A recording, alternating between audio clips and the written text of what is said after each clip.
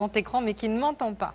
On continue l'actualité en France. Vous le savez, l'austérité, c'est un mot en vogue et ça vaut aussi pour l'Assemblée nationale. Je vous le disais en titre, budget gelé, réduction des frais de représentation, certification par la Cour des comptes, mais pas d'exigence de transparence en revanche sur les frais qui sont alloués aux députés. Patrice Machuret, Alexis Delcourt. Faire des économies à tous les étages. Aujourd'hui, Claude Bartolone, président socialiste de l'Assemblée nationale, a présenté son plan d'austérité. Un budget gelé pour 2013, une baisse des coûts de transport et une mesure censée donner l'exemple. Nul ne doit être exempté de l'effort de redressement du pays. Je propose aujourd'hui une réduction de 10% du montant de l'IRFM. L'IRFM, en langage parlementaire, c'est l'indemnité représentative pour frais de mandat. Pour payer le loyer de sa permanence, ses costumes ou encore ses repas, chaque élu dispose de 6 412 € par mois. Il aurait maintenant 5 771 €. Dans l'opposition à l'UMP, le projet divise. Certains dénoncent une opération de communication, d'autres sont plutôt pour. Ces 10%, c'est vraiment totalement démagogique. La réalité, c'est que ces frais de mandat sont parfois insuffisants pour couvrir la réalité des frais. Il y en a un peu assez de se faire accuser un peu partout, d'être des manipulateurs qui plongeons les mains dans la caisse. Je vous répète, ici, dans cette Assemblée nationale, au fond, les députés sont les gens les moins payés de l'Assemblée nationale. Pour les centristes, certains socialistes et les Verts, l'Assemblée peut mieux faire. Une transparence totale sur ses frais, un contrôle minimum. Aucun député ne fournit de justificatif. Si on ne fait pas la transparence, on va évidemment donner l'impression qu'on a quelque chose à cacher et que ce quelque chose, ce sont des privilèges. Donc il faut lutter contre ce sentiment qui nourrit l'antiparlementarisme. En attendant, c'est le budget de l'Assemblée qui devrait être dorénavant certifié par la Cour des comptes, plus de 500 millions d'euros, une petite révolution de palais. Bonsoir Bruno Le Maire. Bonsoir. Député de l'Eure, ancien ministre, candidat un temps à la présidence de l'UMP. Claude Bartolone suit les efforts commencés par Bernard Accoyer, son prédécesseur. Il fait bien? C'est la bonne voie? Il fait bien, mais je crois que c'est de l'ordre de la mesurette.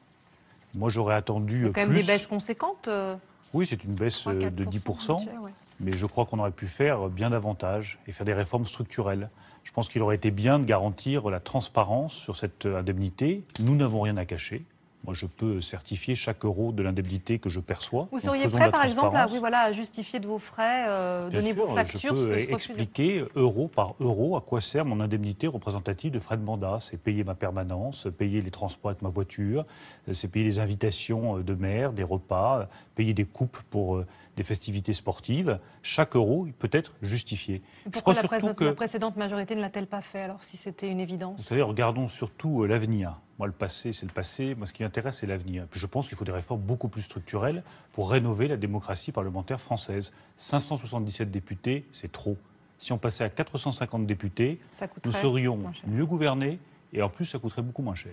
Alors, j'imagine que vous avez écouté, comme nous tous, comme les Français, le président de la République à l'ONU, votre verdict sur cet exposé de politique étrangère et ses propositions?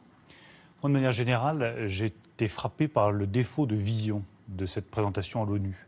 Alors, on a égrené chaque chapitre. François Hollande a fait une proposition sur la Syrie, une proposition sur le Mali. Qu'est-ce que vous en pensez d'ailleurs de déployer des forces de l'ONU autour des zones libérées par les rebelles syriens? Il y a un peu plus de précision, mais ce qui m'a frappé, c'est le défaut de vision. C'est-à-dire qu'on ne comprend pas mieux le monde tel qu'il est, la place que la France peut occuper dans ce monde après le discours de François Hollande. C'est comme en politique intérieure, comme en politique européenne, défaut total de vision de la part du président de la République. C'est une proposition inédite, hein, personne ne l'a faite encore, se déployer en Syrie. Permettez-moi de vous dire que j'ai trouvé les propos de François Hollande sacrément culottés. Qui occupait la présidence du Conseil de sécurité des Nations Unies en août? La France. La France.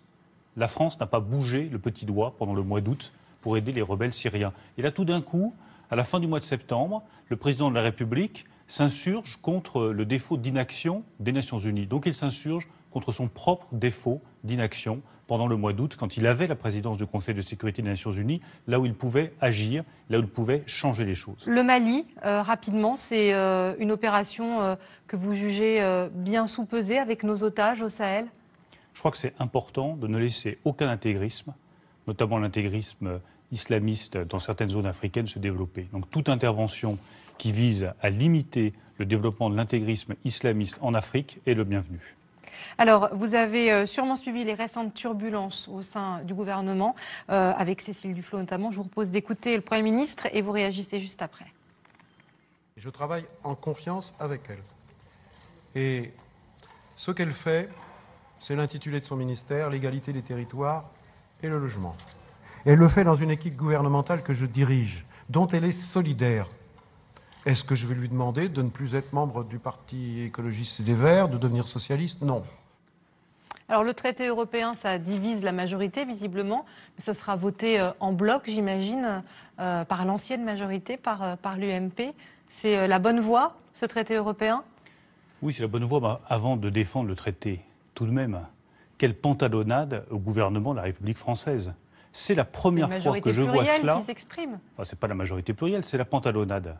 C'est vraiment la bisbille permanente. Simplement, c'est sur des sujets qui sont graves. Elle aurait dû démissionner. Elle aurait dû démissionner, au sein Cécile du Duflot. gouvernement, des personnes qui votent un traité qui est essentiel pour l'avenir de la France et d'autres qui ne le votent pas. Mais comment est-ce que ces gens peuvent vivre ensemble? Comment est-ce qu'ils peuvent travailler ensemble? Comment est-ce qu'ils peuvent gouverner ensemble? Il y a un problème de principe républicain. On n'est plus sous la 5e. On a un gouvernement qui tire à U et à Dia, ceux qui votent, ceux qui ne votent pas, tout ce petit monde ensemble qui essaye de gouverner la République française. Non, ça ne marche pas et ça ne tient pas. Merci beaucoup Bruno Le Maire. Et on a retrouvé Christian Mallard. On va revenir sur la diplomatie française. On en parlait avec vous à l'instant. Christian qui ne perd pas son sourire. Christian, comment ça va être possible cette intervention au Mali? Je crois qu'on en parle demain à l'ONU. Oui, alors disons que François Hollande est bien conscient que la déstabilisation du Mali peut s'étendre au reste du Sahel et représenter une menace pour les pays de la Méditerranée et pour l'Europe. C'est la raison pour laquelle, demain matin, lors de cette réunion, il va le dire officiellement que la France est prête à aider le Mali à recouvrer son intégrité territoriale. Mais attention, François Hollande fait très attention, il ne veut pas mettre en danger la vie de nos 6 otages qui sont dans la région aux mains d'AQMI, Al-Qaïda au Maghreb islamique. Le président français apportera une aide politique, matérielle et logistique. Il n'y aura pas de troupes françaises présentes au sol. Et puis, le président français, tout comme la plupart des représentants de l'ONU, considère que c'est à une force panafricaine de pouvoir opérer la reconquête du Nord Mali. Donc la réunion de demain devrait être normalement l'ultime étape avant quelques semaines, lorsqu'il y aura un conseil de sécurité qui va se réunir et adopter une résolution qui devrait autoriser le recours à la force par cette force panafricaine que l'on attend. On parle de 3300 hommes. Merci Christian Mallard, merci Bruno Le Maire.